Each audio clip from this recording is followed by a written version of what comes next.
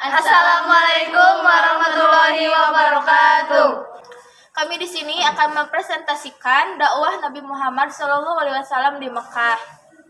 Rasulullah SAW merupakan nabi terakhir yang menjalankan dakwah Islam dan mengajarkannya kepada umat Nabi Muhammad. Nabi Muhammad mulai menjadi Rasul pada tanggal 17 Ramadan dan 7 tahun sebelum Hijriah.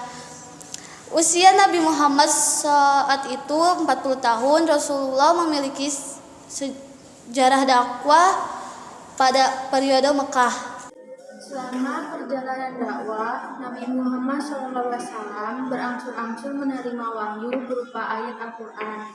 Bahkan, sebuah dakwahnya Rasulullah menerima wahyu Allah sejumlah 4.726 ayat.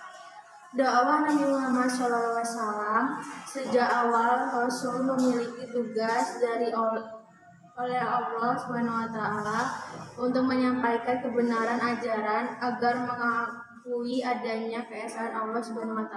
Isi dari ajaran yang berlaku yaitu hari kiamat, kesucian jiwa hingga persaudaraan dan kesatuan. Selama kurang lebih 13 tahun Rasulullah melakukan dakwahnya di kota kelahiran yaitu Mekah, sedangkan 10 tahun yang selanjutnya berada di kota Madinah Al-Munawwarah.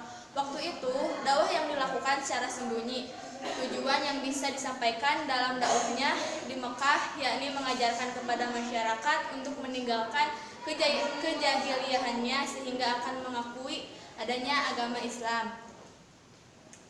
Nah, nyanyi dake bapak enggak?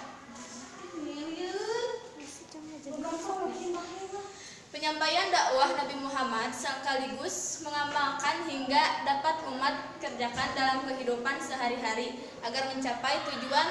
Rasulullah SAW melakukan metode dakwah secara sembunyi dan terang-terangan. Hal tersebut bertujuan agar bisa sampai ke semua masyarakat Islam. Dalam dakwah yang dilakukan secara sembunyi-sembunyi tersebut menyerukan agama Islam kepada kerabat, sahabat, dan orang sekitar Rasulullah. Rasulullah juga melakukannya secara terang-terangan. Dakwah ini mulai sejak tahun keempat kenabian setelah turunnya wahyu. Dengan caranya ini mulai muncul berbagai pertentangan. Langkah pertama yang Rasul lakukan yaitu dengan mengumpulkan kaum kerabat Bani Hashim di jamuan makan. Setelah itu barulah Rasulullah mulai mengajak para penduduk Makkah untuk berkumpul di Bukit Safa. Rasulullah menyampaikan dakwahnya kepada penduduk Makkah. Rasulullah tidak langsung berhasil mengajak penduduk masuk Islam, namun ada juga yang melakukan penolakan dan menentang sehingga dakwah Nabi Muhammad SAW terus mengalami perkembangan dari waktu ke waktu.